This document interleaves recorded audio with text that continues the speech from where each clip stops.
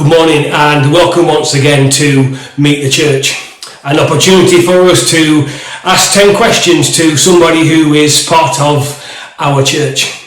This morning, answering the 10 questions is someone who has been coming along to Dale Street since he was going to Sunday school. And this morning, answering the questions is Mr. James Chandler. So, 10 questions for us to find out a little bit more about James. Over to you, Chandy.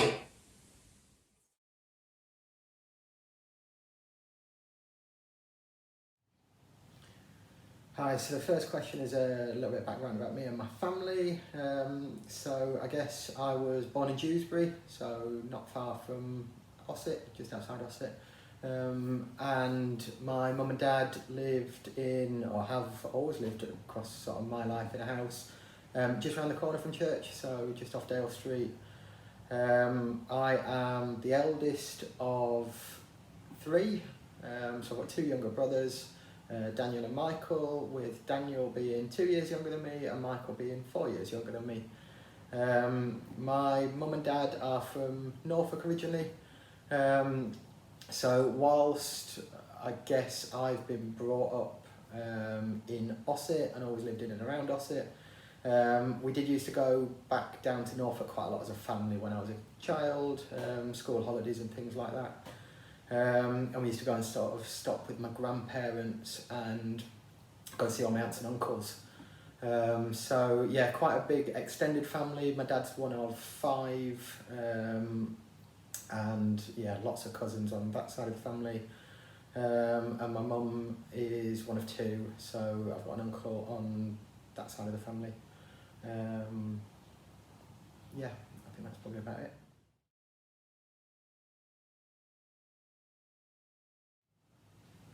So earliest memories of church is probably slightly different from a lot of people actually, in that I guess I come from a family that didn't go to church, and so sort of a service on a Sunday was not something that I was brought up with as a child. So my earliest memories, I guess, originally my mum took me to mums and toddlers at the church, which obviously I don't remember, but that was just because church was just around the corner from where we lived. And from the mums and toddlers groups, I guess I then progressed into the youth groups that were run at the church, and made lots of friends there. So yeah, from sort of 5, 6, 7 onwards, I used to go to the youth group that was run on a Wednesday night. So yeah, I used to spend an hour, I guess, playing sports and doing all sorts of activities, and then had a little story at the end, which is probably only a couple of minutes long, but that's sort of the earliest memory that I have of sort of church in that sense of the word. So yeah, in and around the building pretty much all my life, I guess. And on a weekly basis used to go to the youth group without ever going on a Sunday. And I guess that probably changed in about 2004, which was probably a function of going away to uni. So I knew that I was moving out of home and going to live away in halls of residence for university. And I guess I was conscious that a lot of my friends and people that I sort of had a lot of time for, I wouldn't be seeing anywhere near as much of. And that probably was the big trigger for me starting to go to church on a Sunday, as and when I came back from uni.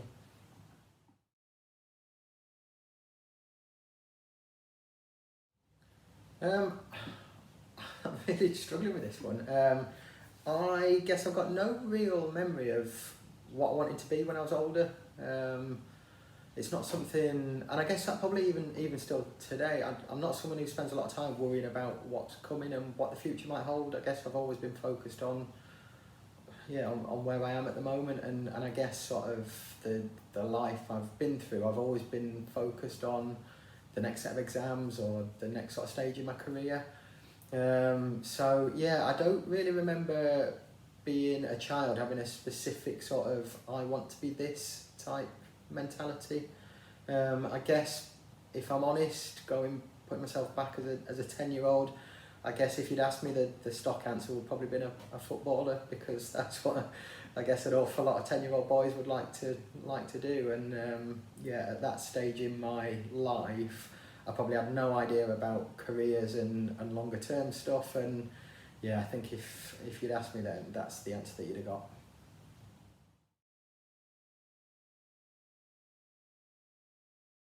So what was I like as a teenager? I guess you'd probably get a completely different answer whether you asked me or my mum and dad, or brothers even, who would probably tell you a completely different thing from what you think you were like. I guess my teenage life probably breaks down into two periods from my perspective. The first of those being whilst I was at school, so 13 to sort of 18.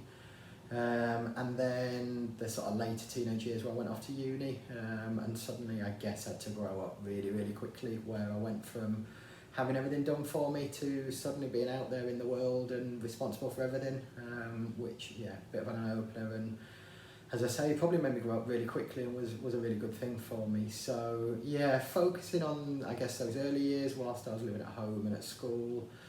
I don't really know what I'd have been like as a teenager. Probably fairly quiet, kept myself to myself, but probably just really busy thinking back. I don't know whether, I guess you only remember certain bits, and whether this was representative of the whole period, I don't know, but I just remember being out all the time playing sport. I sort of played for a local boys team, so I used to train one night a week and play football on a Sunday. I used to do football training with school one night a week, and then play for the school team on a Saturday. I used to play with my dad and his friends on a Friday night playing football. I used to play cricket and go cricket training. I guess through the summer I used to play cricket on a Saturday and a Sunday, which was all day. I used to play tennis for the school. I used to play basketball even for the school. The bit I guess that I always remember is just always being in and out of the house and on my way to training or playing sport.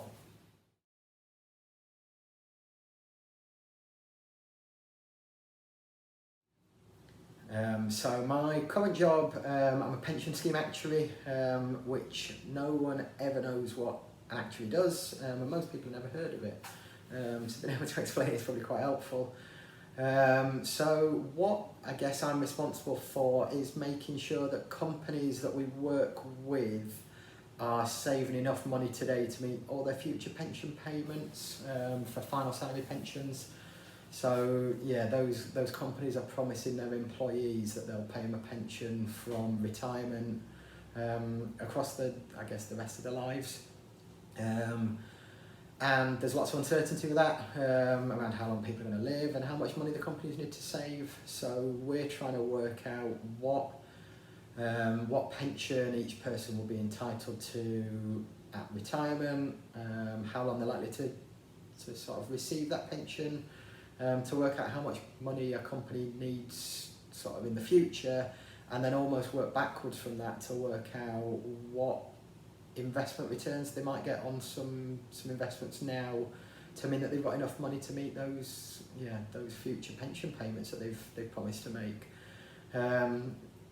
And in addition to sort of the underlying funding of the pension schemes, we then sort of stray into the wider strategy, so how they communicate with members, online modelling tools, and sort of how we make those available, and how they invest all their assets. Quite far-reaching, but all focused on UK pensions. So how did I get into that? I've been doing this for 11 or 12 years now, and I guess sort of the story almost starts back at school, and doing careers advice and career sessions and whatever planning you do at that point. And I guess back at that point I was told that a career as an actuary was something that someone who was good at maths should think about. I then got a job at Asda when I left uni to sort of bring some money in and keep me ticking over. I did that for about 18 months and I knew that wasn't what I wanted to do long term. I then applied to be an actuary without really knowing too much about what it was, but I guess I've landed pretty lucky, and 11 years later I'm still enjoying what I do.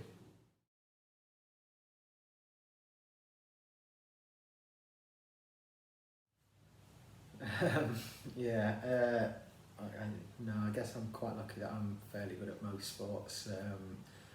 And yeah, I guess playing sports always come fairly naturally to me, and I've always played lots of sports as well, which probably helps.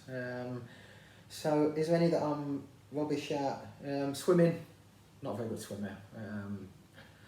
But I guess that was probably a function that when swimming sort of stuff was being done at school, then I always wanted to be playing football, so I did that, or cricket or whatever else instead. So yeah, the honest answer is I'm not brilliant at running, anything sort of long distance I've got not a lot of interest in, and I'm pretty rubbish at swimming.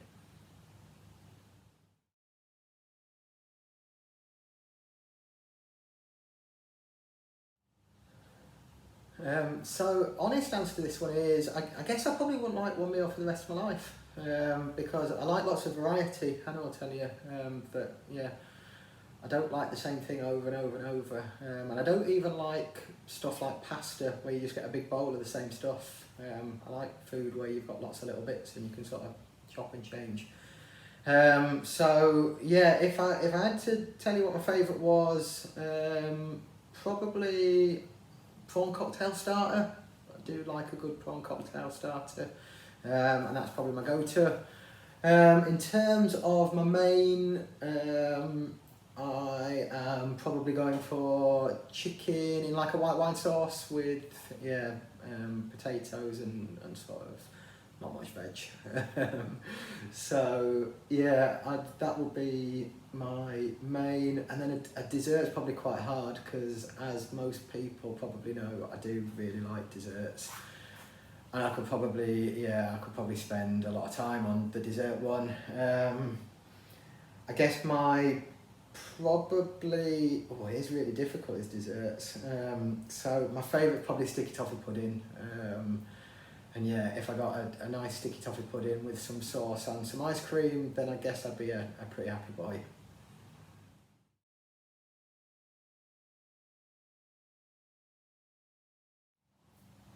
So yeah, long story, and I guess I'm never going to cover everything in a couple of minutes. Because as we spoke about, I guess in some of the earlier videos, I was in and around the church for sort of a long period, and probably 20 plus years of hearing the same and similar messages over and over again. And I guess, being absolutely honest, just struggling to get my head around a concept of an all-seeing, all-knowing, all-powerful God. And that probably is still true today, that sort of concept just is a bit too big for my head to sort of fully grasp and get my head around. So I guess in terms of a faith and sort of where I've come from, it very much focused on a character called Jesus and what that meant for me. Yeah, I guess the more I thought about it and the more I heard the same messages and the more I spoke to people, the challenge I guess I got to was, did I genuinely believe that a person called Jesus walked on the earth? And did I believe that meant he was who he said he was? And the sort of probably three options I got to were: Jesus was exactly who he said he was. He was a completely made-up person and sort of a character of history that never existed, and a myth almost, or something in the middle that was someone who walked on the earth and was in and around people and a sort of historical character that existed but wasn't who he said he was, and sort of was, I guess, a hoax or an illusionist and led everyone astray. Working through those, I guess with all the writings and all the sort of historical evidence, I sort of got to a point where I genuinely ruled out that Jesus was just a made-up person. And that option sort of disappeared, and that left me with, he's either who he says he is or he's a bit of a hoax. I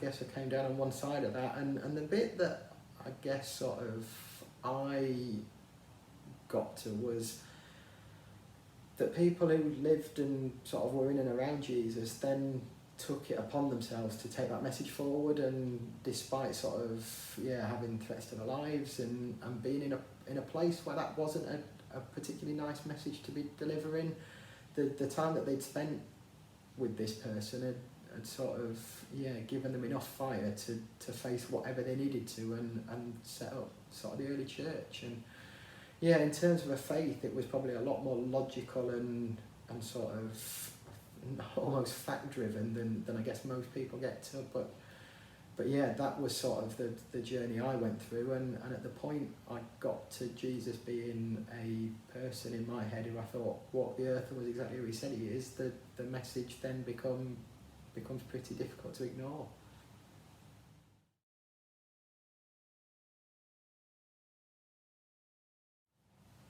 I guess this one's probably a fairly easy one for me. Probably reflecting that I don't have the sort of biblical knowledge that an awful lot of people at church do. And I guess I always come back to the same Bible verse over and over, which is just one that sort of has always stuck with me, which is sort of, for I know the plans I have for you, plans to prosper you and not to harm you, plans for hope and a future. And I guess that probably has come up in a couple of different areas. The first time I guess I'd ever come across that, being honest, was probably 10, 12 years ago, coming back from travelling, and I remember speaking at camp about sort of what I'd been doing and where I'd been and sort of some of the experiences. And Laura Ward, so Jeff and Linda's daughter, I guess wrote that verse on a piece of paper and said, this might be helpful. And I'd never read it, never come across it before then. And it probably summed up exactly where I was at that point in my life. And I guess reading that and sort of, that probably did have a big impact on me, and that probably has always stuck with me. And then the other big occasion where I guess the same verse came up was on our wedding day. So Phil Gibson took the sort of thought at the end of the wedding, and if I'm honest, with everything else going on your wedding day, I don't remember too much of what he said, but I remember that being exactly the sort of verse that came up in that sort of thought that he gave for us. And of all that sort of 20-minute sermon, that was the one bit that sticks with me, and that verse just keeps coming up over and over.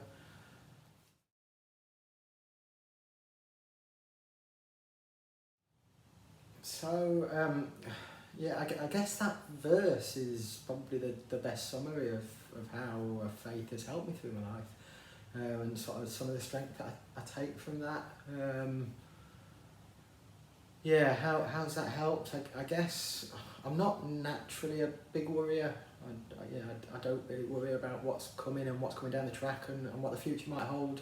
I've never really been like that, but I guess as you move into careers and families and financial stuff, there's lots of worries out there, and I guess just being able to park all of those worries and say there's a plan for me, and that's a plan for hope and a good future, and all of the worries don't need to really be something that I concern myself about, and sort of almost be able to park all of those worries in a box and just enjoy the life that I've been given.